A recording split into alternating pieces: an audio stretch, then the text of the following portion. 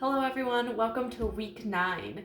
The first item I'm going to start with this week is the spicy salad mix. We've got some lovely salad greens that are back that's exciting. And the spicy salad mix, we're just going to tuck the paper towels in and then do the half zip closed. This type of mix tends to go a little bit faster than the heads of lettuce, so you're going to want to eat this within a few days to 5 days. If you kind of watch the paper towels and watch the greens and change those out or pull out any that are going bad, you can push it to longer. And one of the ways that I like doing arugula besides in salads, I had a friend that their favorite topping on pizza was to add on arugula with, especially if they did slices of brie on the pizza, cooked it, and then on top squeezed some lemon juice with a spicy salad blend with like arugula. And it was quite delicious. Oh, and apple slices and thin apple slices. So if you want to try something different than just using it for a salad, that's one idea. We also have some of our first basil, and mine's been sitting out, and so it's looking a little bit wilty, but no worries. If you just stick those with their little stems into the glass of water, like a bouquet of flowers, they're gonna perk right back up. And those you're going to want to leave out on the counter at room temperature. Don't put them in the refrigerator. That's where they get the brown dark spots on them and start to go bad. But the basil is still a little bit more delicate than like parsley is, and so you're going to want to use that within about a week time. If you notice the ends or them getting wilty, you can always come back and just trim the stems and refreshen kind of the cut so that they're more able to pull up the water from the jar that they're in. So I'm going to put my basil there. And we also got some green onions, and the green onions are going to want to store in a plastic bag, and they'll be good for up to a week. They'll start to get a little bit kind of just sad looking after that. They tend to not get slimy as much as some others do, but can kind of look for that starting to happen, and sometimes you can push them to even further. But you're going to want to use those up within about one week. Got some more carrots, and again, you can always trim off the tops and save those for something like the carrot top pesto, and then the bottom roots. Everyone will be kind of getting a variety of different colors, yellow, purple, or orange, and those you're going to want to keep in a sealed plastic bag for 1 to 2 weeks. I still actually have one purple carrot from last week, and so I'm just going to trim those off and add those into that same bag with my carrot from last week. And this carrot in here, when some of them were getting a little bit more old, just can wrap them in a wet paper towel or even submerge them in water to kind of get them to kind of not be so dried on the outside.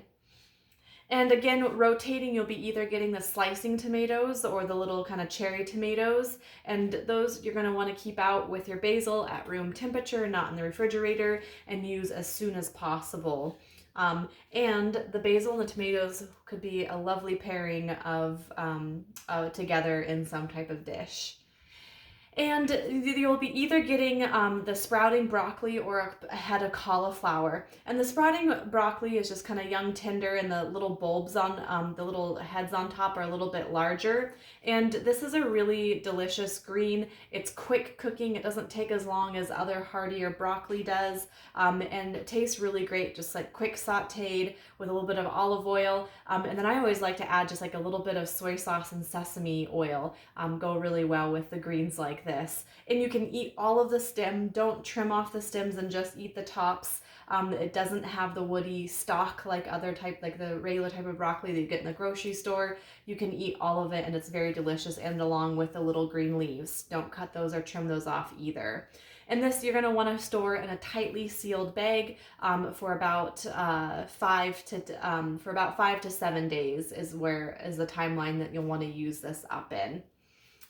And then up next we have a ginormous cucumber, and again you're going to want to tightly wrap it, kind of like how you see the cucumbers come in a store. So I have one of my bags left over from the weeks before, I think from the green beans, and I am just going to cut it into thirds to be able to store it a little bit better.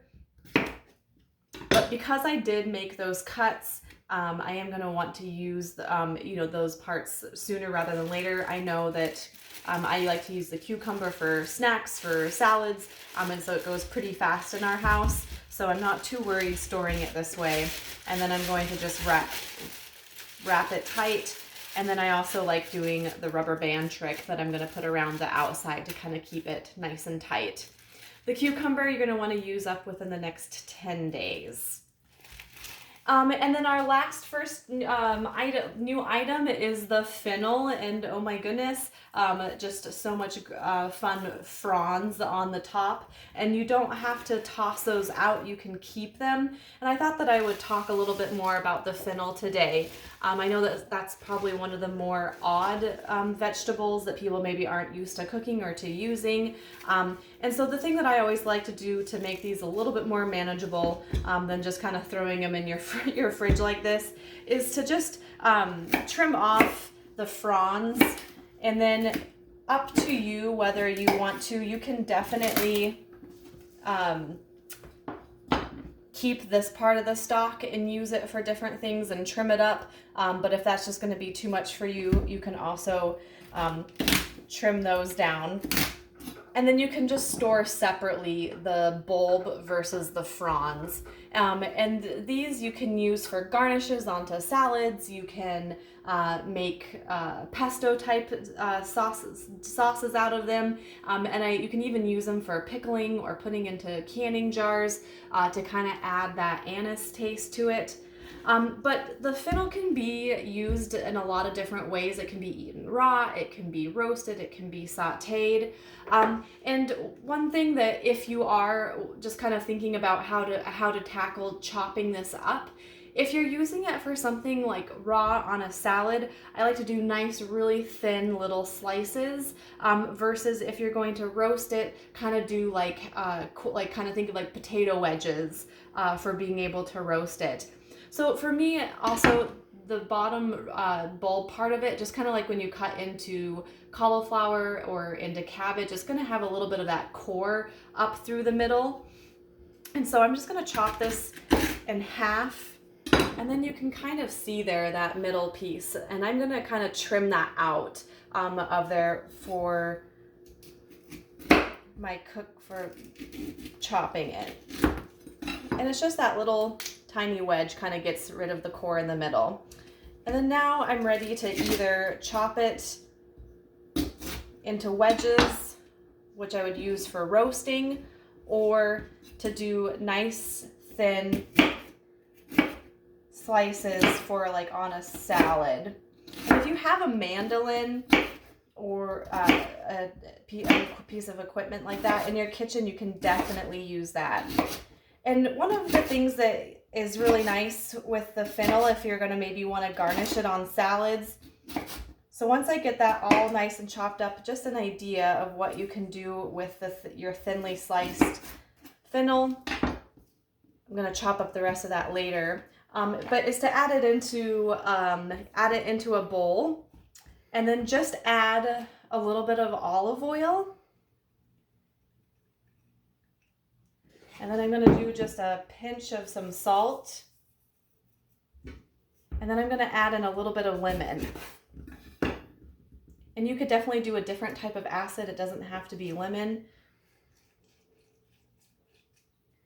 And then I'm going to just mix that together.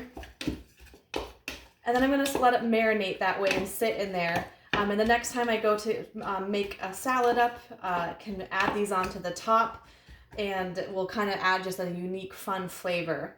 Fennel also pairs really well with arugula in a salad. Those two flavorings go together well. And it kind of, the sweet of the fennel kind of balances the spicy of the arugula. And then also when you're cooking or doing things with the fennel, like in a salad, a type of nice fat helps to also balance the flavor of the fennel. And so just kind of making like a really nice oil vinaigrette to go on top with like some balsamic vinegar, again, or with orange. Orange pairs really well with fennel, are as just a good combination. So I hope that gives you a few ideas to kind of get going with your fennel. It will show up in our boxes. I know last year we had it a couple of times, and so it's definitely worth kind of exploring with and playing around with and finding out how you like to eat it. The fennel tastes really good roasted with like a chicken dish, and you can just put it in with the chicken all together. Lots of fun things. I encourage people to share on the Facebook page what they come up to do with their fennel, and especially with all of the fronds. If anyone can use all of their fronds, you'll have to share what recipe you found to do that. Hope you enjoy your box and have a great week.